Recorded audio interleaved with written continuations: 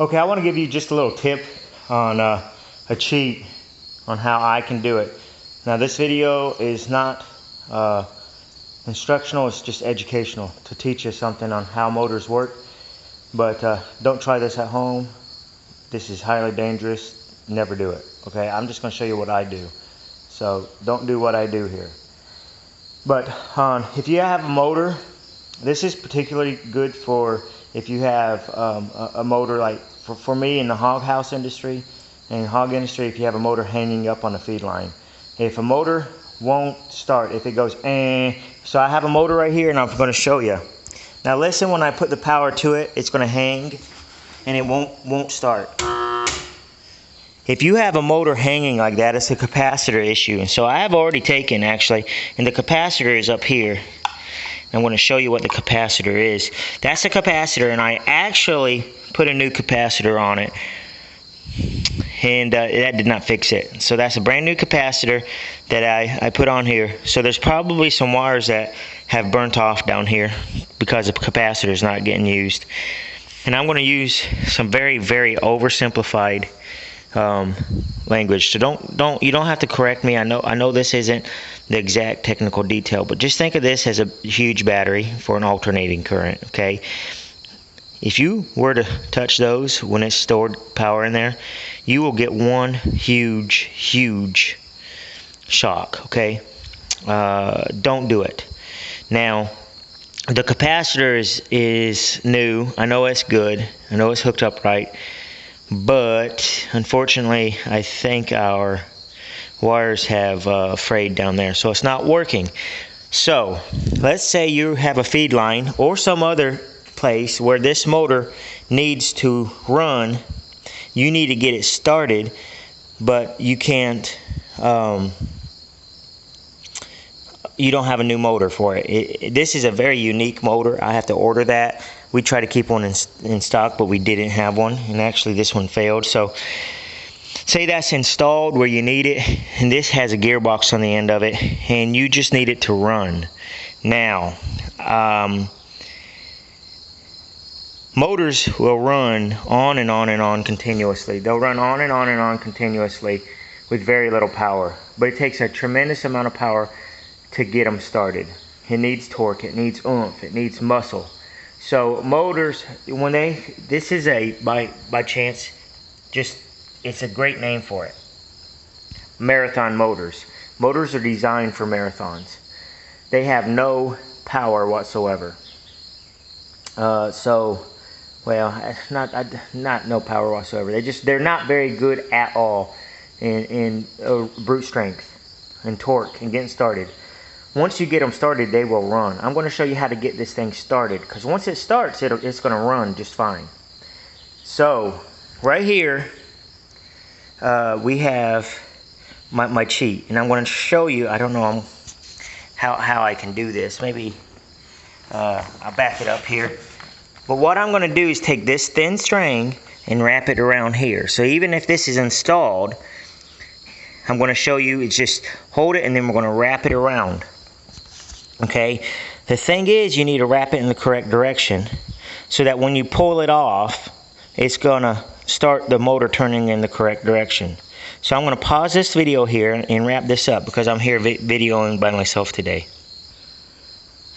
So what I've done is wrapped that string around this stub shaft back here. Okay, you do not want to be holding on to much of the string. Don't wrap it around your finger. Don't tie it to you or anything. If it pulls out of your hand, it's going to rope burn you. If it can't pull out of your hand, it's going to take a finger off. Okay, so I just hanging on where it could rip out of my hands without causing me damage. And what I'm going to do here is I'm going to hit the juice, and when it starts hanging, I'm going to rip this off like just like this here,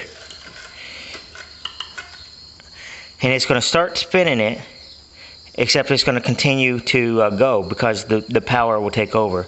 So it's not going to have the power to ever get it going, but it will have the power to keep it going. Now motors have to go in a certain direction, so you wind this string up backwards, so when you pull it, it's going turning the shaft in the correct direction.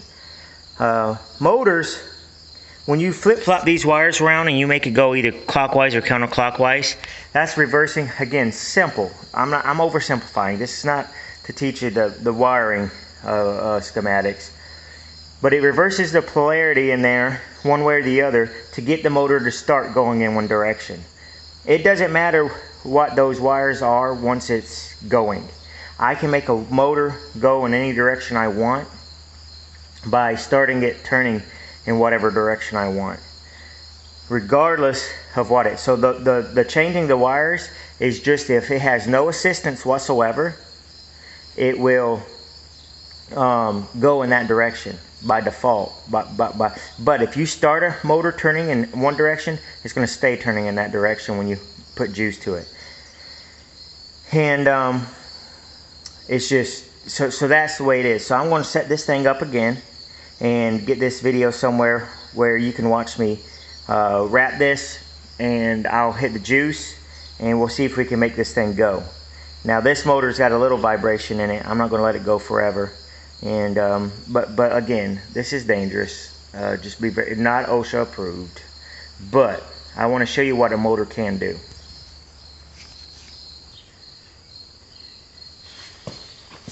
Okay, so I'm going to show you here. If I want it to turn that way, then I'm going to start wrapping it backwards here. But it's going to continue on whatever direction you started in. So now I'm just wrapping it up real tight here.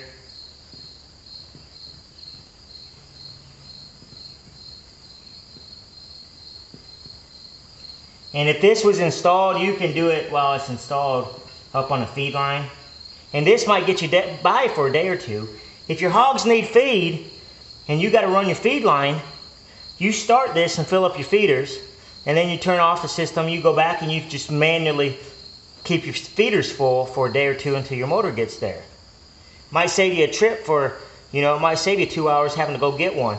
Just let it get delivered the next day. So now I'm set up here, and I've got a grip where it's not going to kill me or maim me if it's not wrapped around. It's not going to give me a severe rope burn or anything. So you can either start it, you can rip it right before you hit the juice or right after. And I don't think I did that, but I might just redo this in a little bit here.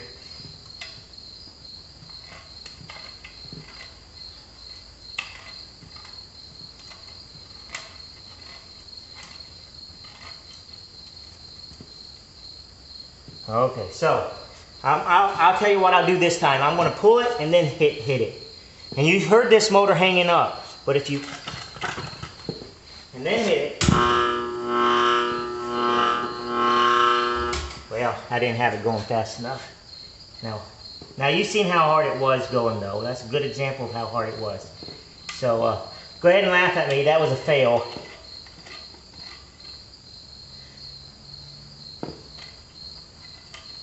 We're going to go backwards right here this time.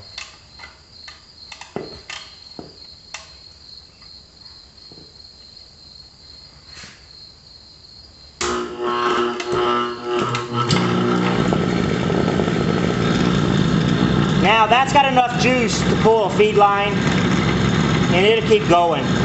It just had to have help starting. That's actually not hurting the motor at all. It's the startup that's hard on the motor. You can run this motor for an hour for every time you start it and do less damage than starting it again. Now you see how that's turning this way.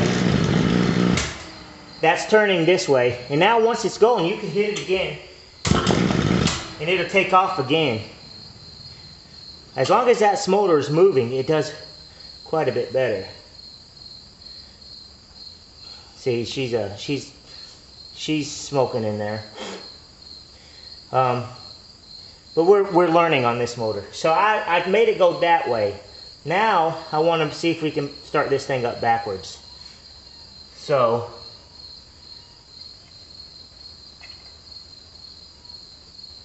let's see if I pull it off that way. It's going to go that way, so I don't want it that way. I want it this way.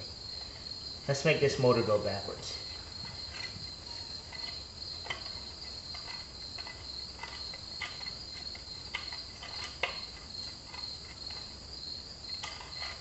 I'm going to hit it and pull about the same time. And you're going to see it. See if you can start. I'm pretty sure this will work.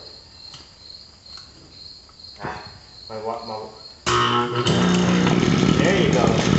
See, now we're going the other direction. Whatever way you start a motor, that's the way it's going to keep going.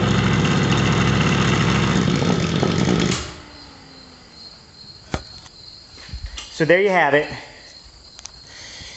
That is, sorry about that. Okay. That might save you in a bind. Sometimes motors will run, they just won't start. And if it buys you a day or two, that might be all you need. And again, I mean, this is way dangerous here.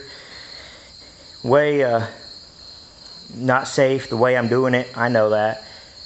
But when it's a matter of a disaster occurring in a hog house, and all you have to do is take some baler twine, round bale twine, wrap it around a stub shaft, and give your motor a little bit of a boost. Granted, it's going to help having two people to where you can pull that motor at the same time as somebody hits the switch and turns it on. And then you need to your feed lines might turn themselves off, but don't let them try to turn back on again, or it'll burn your motor out if it's hanging. So just, if it gets you by for a day or two, I mean, we're kind of talking life or death of pigs, but it sure is a difference between convenience and inconvenience. The biggest deal, if it happens on a Saturday and trying to get a motor on Sunday and charging weekend hours and trying to get a hold of somebody to get a motor, that's a bummer. So you can do it this way for several more days, but that's the cheat on how to start a motor that won't start.